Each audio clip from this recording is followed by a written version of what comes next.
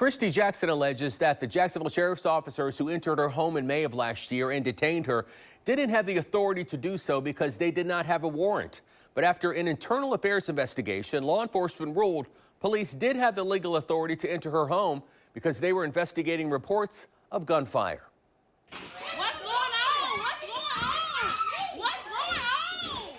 That woman with the orange-reddish hair seen here struggling with JSO officers is Christy Jackson.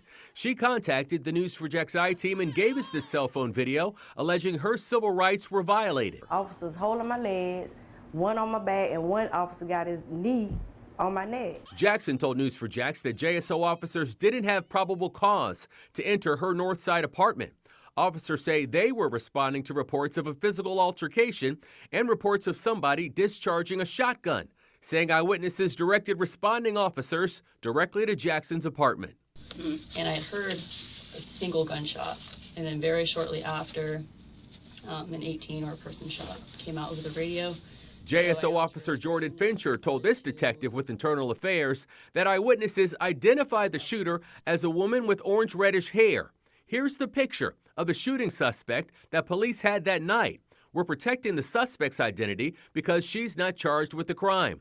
Responding officers say their description was almost identical. She was very close.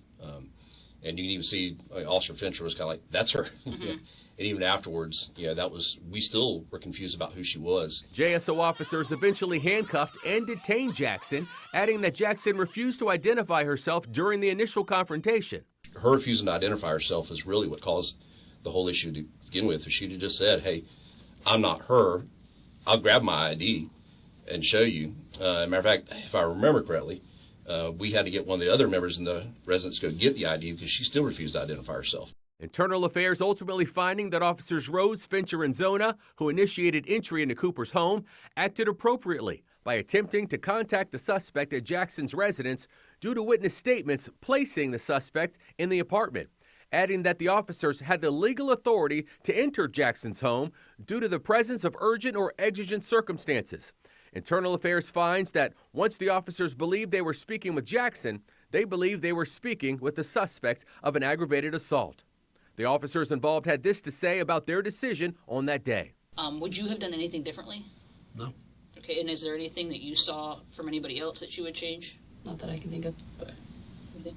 Police say they could have charged Christy Jackson with resisting arrest and battery on a police officer, but they chose not to because they realized they did detain the wrong person. According to the police report, the suspect police were originally looking for was inside Jackson's apartment at some point that night, according to police. Jackson was unavailable for comment today. All the officers involved have been exonerated on allegations of improper action. I'm Tarek Miner, Channel 4, the local station.